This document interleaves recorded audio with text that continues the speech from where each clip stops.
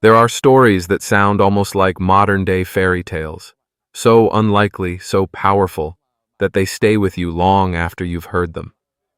How could a boy, born in a small village where homes were roofed with palm leaves and the red earth carried the footprints of bare feet, one day rise to stand before millions, carrying the weight of a nation on his shoulders? This is the journey of Ibrahim Traore.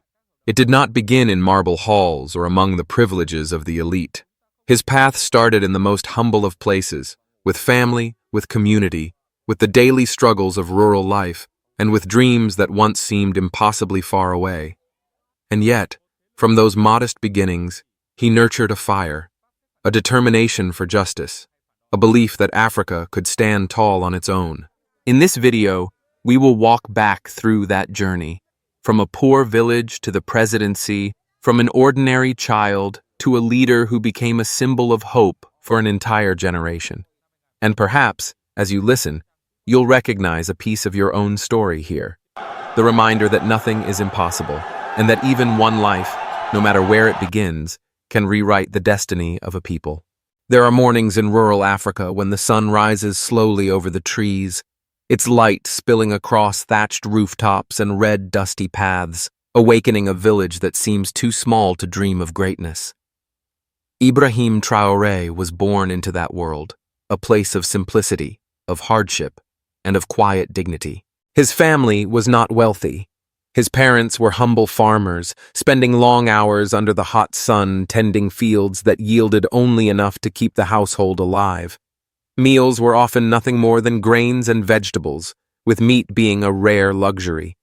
Yet what Ibrahim lacked in material comfort, he received in abundance from another source: love, integrity, and the stories of justice and freedom told by elders who remembered harder times.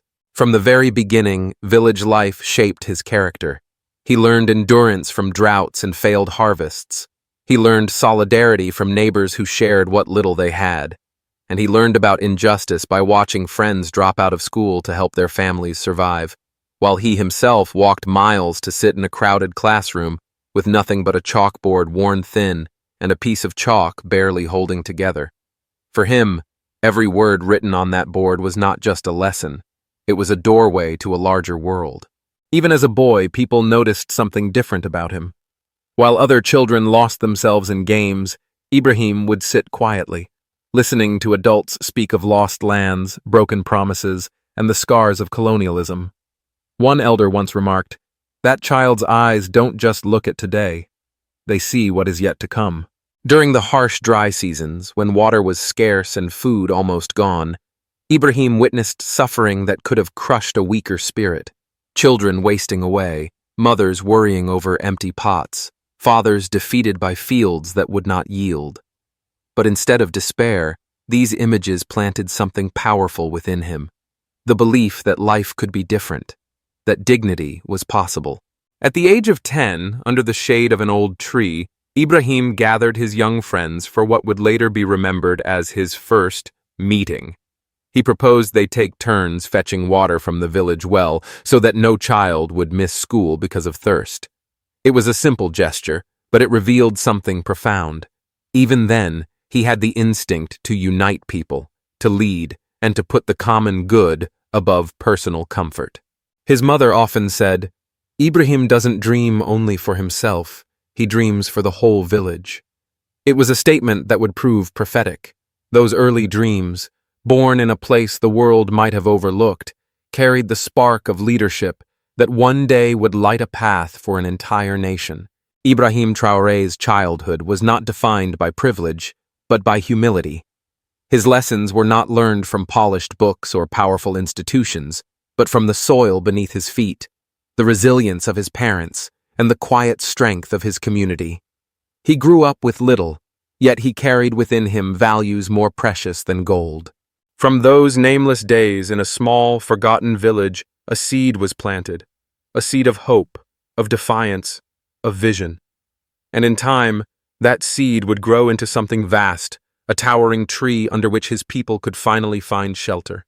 If childhood planted the seed, then education was the soil where Ibrahim Traore's dreams began to grow.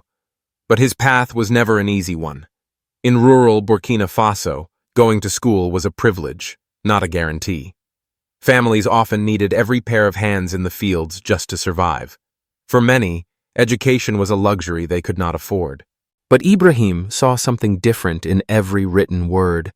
To him, knowledge was not just a way out for himself. It was the key that could one day unlock freedom for his entire community.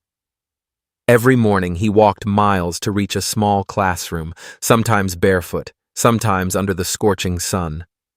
Yet his eyes always shone with eagerness. Books and notebooks were scarce. Sometimes he had to reuse old exercise books from others, scribbling in the margins of half-used pages. But he never complained. Each sentence, each number, each lesson became part of his growing vision. Teachers recalled how Ibrahim was never satisfied with simple answers. He always asked why, and then he asked, how can we change it? As the years passed, he became more than just a good student. He became a pillar for his classmates. If someone struggled, Ibrahim would sit with them after class, explaining patiently, sometimes by the dim glow of an oil lamp. Those nights under flickering light became his first lessons in leadership, not through authority, but through service. When he moved to the city for higher education, the world widened dramatically.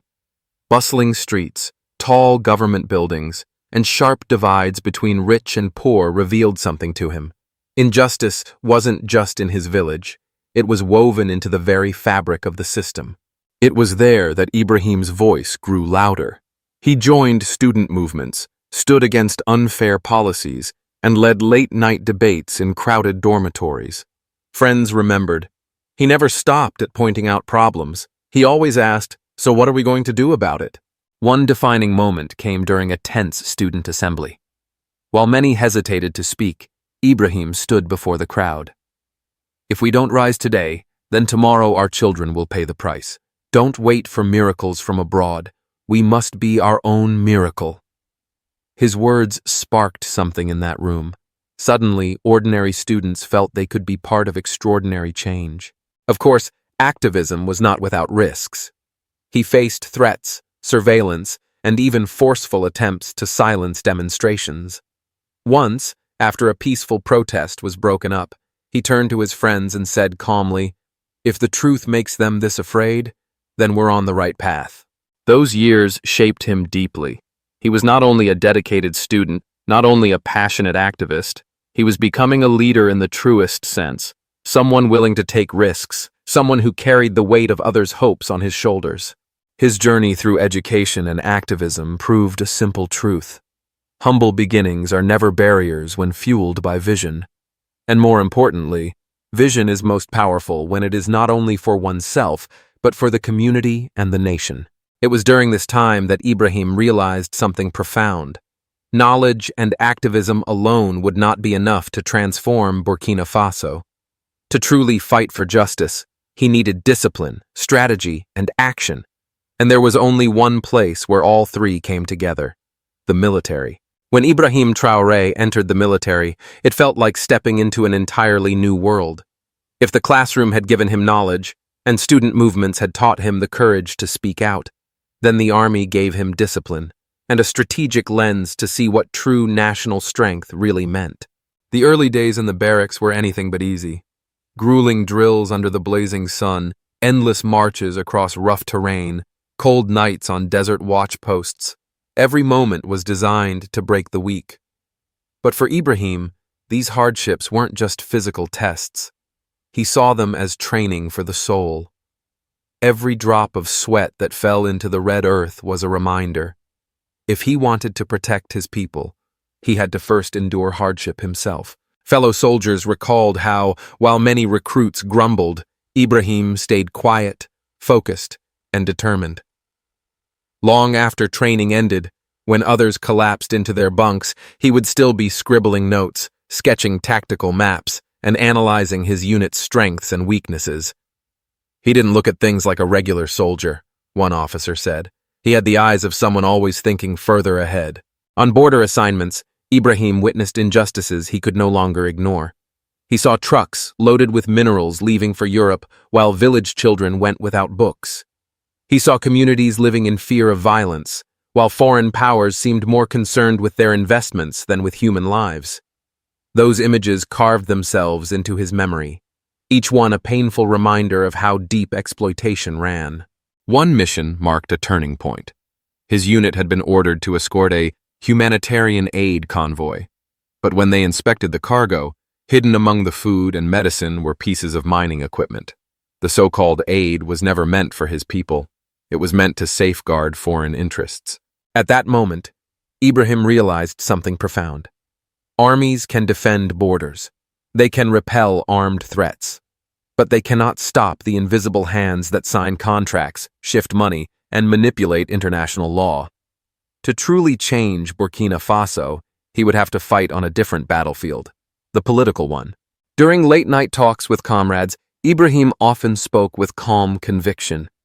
We can't defend our nation with guns alone.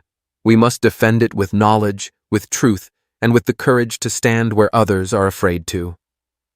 His words spread quickly, and soon others began to see him not just as a young officer, but as a leader in the making. As he rose through the ranks, Ibrahim stayed the same humble man he had always been. He shared meals with his soldiers, endured the same hardships, and never allowed rank to distance him from the people he served alongside. That humility earned him a kind of respect that no title could ever buy. On a trip back to his old village, he was asked to speak to the students at his former school. Standing before rows of children, he said, "Years ago, I sat in these very seats, learning from my teachers. But it's your dreams in those eyes that keep me fighting. One day you won't have to choose between going to school and helping your parents survive. One day, knowledge will not be a privilege, it will be a right." His years in the army transformed him from a student activist into a soldier who understood something larger. The true enemy wasn't always the one holding a gun. It was the unfair systems that kept his country in chains. And from that realization came a decision that would shape the course of his life. Ibrahim Traore could not remain just a soldier. To change Burkina Faso, he would have to lead it. When Ibrahim Traore stepped before the public as the highest leader of Burkina Faso, the atmosphere across the nation felt like a storm breaking. The people, weary after decades of injustice, corruption, and foreign interference, did not see him only as a young military officer, but as a beacon of light in a long night. He did not claim power with hollow promises, but with the natural trust people placed in him. The image of Traoré in his uniform, standing simply in the square, no lavish ceremonies, no ornate speeches, only a quiet declaration. I do not stand here for myself. I stand here for the people, for our children, for a future where we no longer bow before any power. That simplicity moved millions of hearts. In the villages, poor farmers felt for the first time that their voices had reached the center of power. Mothers who once walked miles just to fetch clean water began to dream of a day when their children would have full access to education. Young men without jobs, who had thought their only future lay in migration or odd labor, now felt a new hope that they could build a life in their own homeland. One farmer in the Sahel put it simply, "We were used to leaders sitting high above, far from the people, but Traoré is different. He walks with us in the fields, sits by our fire, eats our simple meals.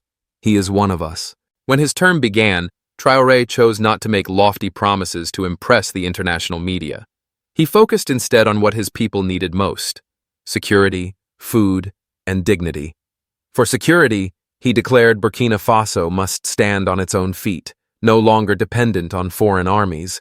He pushed for stronger training of national forces, the growth of local defense units, and the belief that the people themselves were the nation's first line of protection.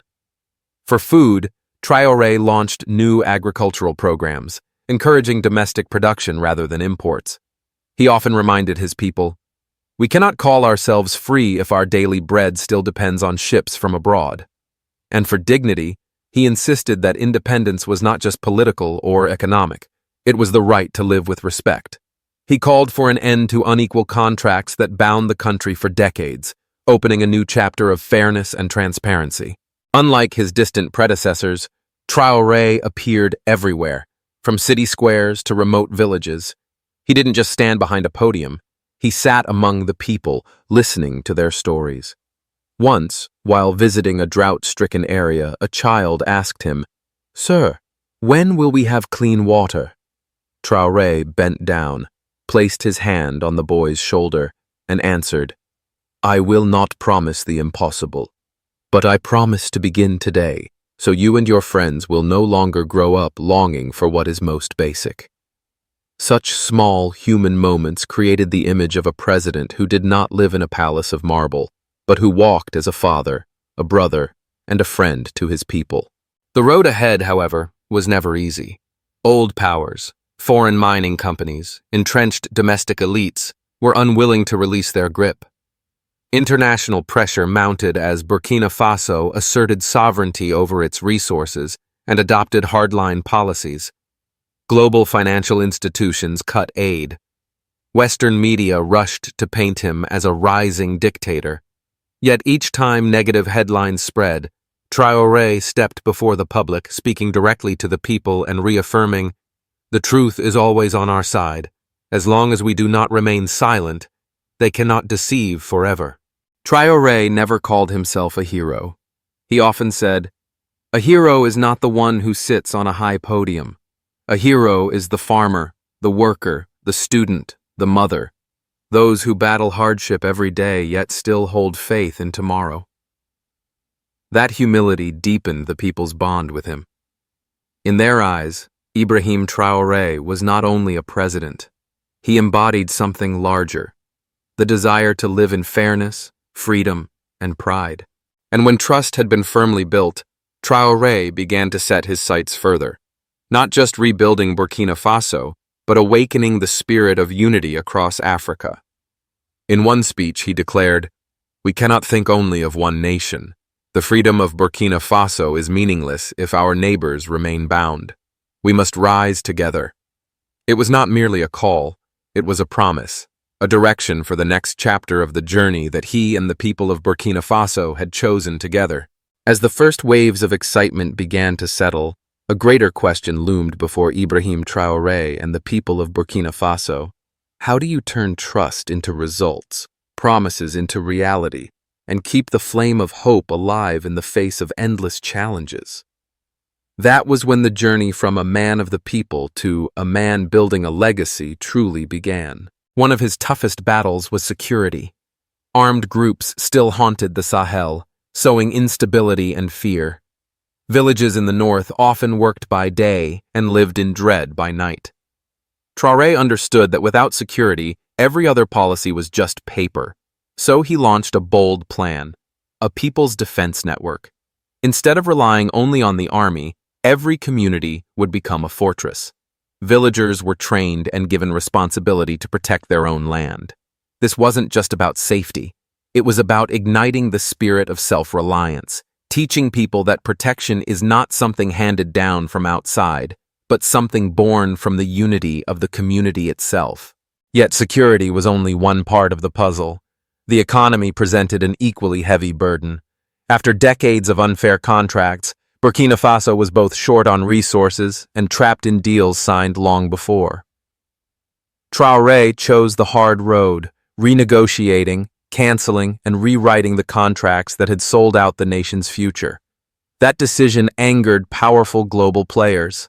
Some corporations threatened to drag Burkina Faso to international courts, but he believed it was better to slow down on their own terms than to sprint along a path drawn by others. "We may move one step slower, but at least it will be on our own feet," he told a group of university students. The consequences were real. Some projects stalled and foreign investors withdrew, straining the national budget. But hidden within that struggle was opportunity.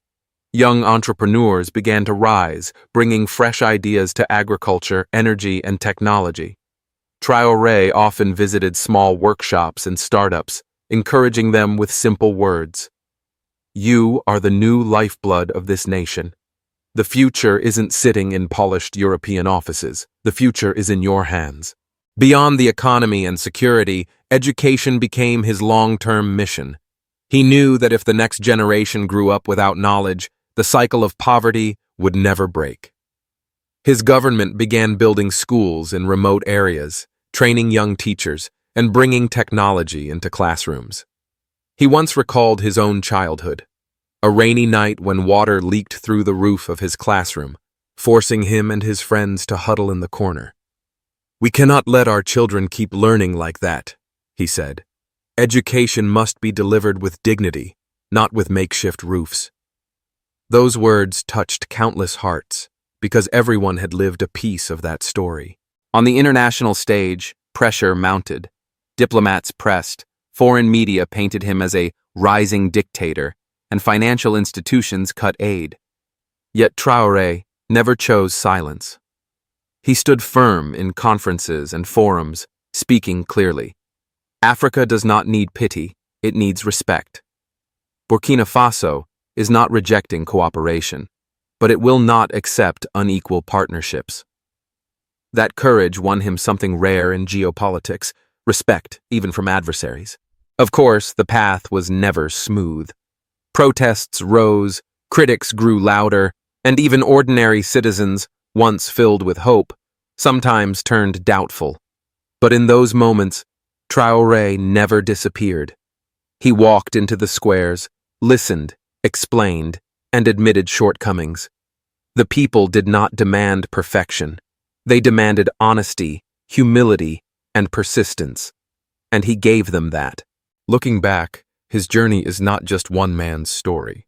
It is the collective journey of a people who dared to dream, who dared to stand, who dared to say no to exploitation. His legacy is still being written. It is unfinished, uncertain, but every day it carves a message into the nation's heart. True strength does not come from wealth, but from the courage of its people. The future remains uncertain. Burkina Faso still faces dangers, still carries wounds that need healing.